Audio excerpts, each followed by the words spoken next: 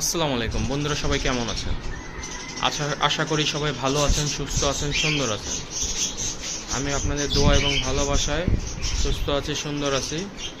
তো আজকে আসলাম, আপনারা অনেকেই আমাকে প্রশ্ন করে জানতে চেয়েছেন যে ভাইয়া, আপনি আপনার পাখিদেরকে কি কি খাবার দেন।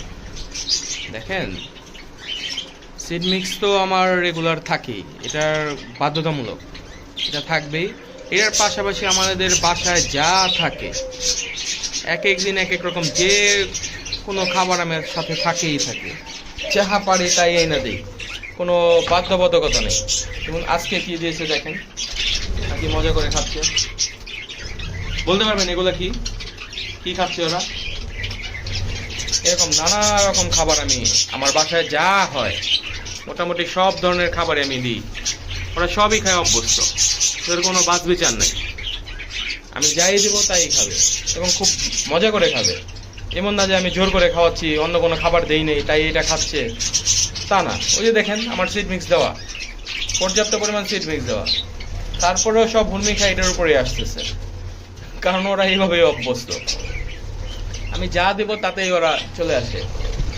আরেক ভাইজান প্রশ্ন করছিলেন যে এই হাঁড়িগুলা দেয়ালের সাথে আমি কিভাবে বাঁধলাম, দেয়ালের সাথে এই হাঁড়িগুলো আমি কিভাবে বাঁধতে এলাম।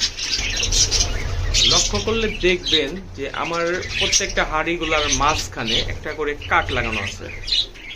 এই কাঠটা দেয়ালের সাথে কাটা দিয়ে আটকানো আছে। এই কাঠের মধ্যে কাটা লাগানো আছে। এই কাটাগুলোর মাঝে আমার হাঁড়িগুলো সব তার দিয়ে বাঁধা, সেগুলো অটো, সেগুলো আবার যাতে আমি খুলতে পারি যে কোনো সময় লাগাতে পারি। এই যে কাঁটাটা দেখেন, এই হলো কাঠটা, এই হলো কাঁটাটা।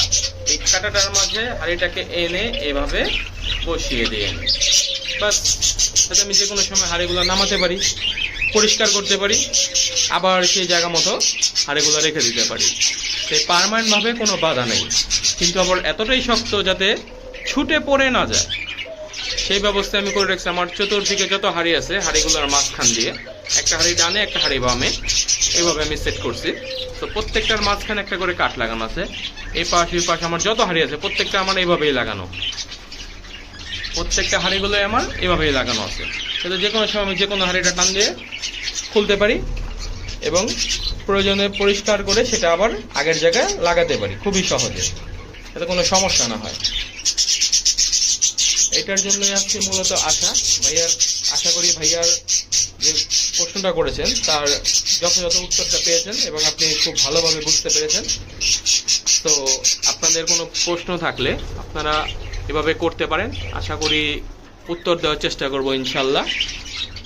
আমার পাখিদের জন্য দোয়া করবেন যাতে সুস্থ সুন্দর থাকতে পারে, আর আমার চ্যানেলটাকে সাবস্ক্রাইব করে দেবেন, পাশে থাকবেন। ইনশাআল্লাহ দেখা হবে। আল্লাহ হাফেজ।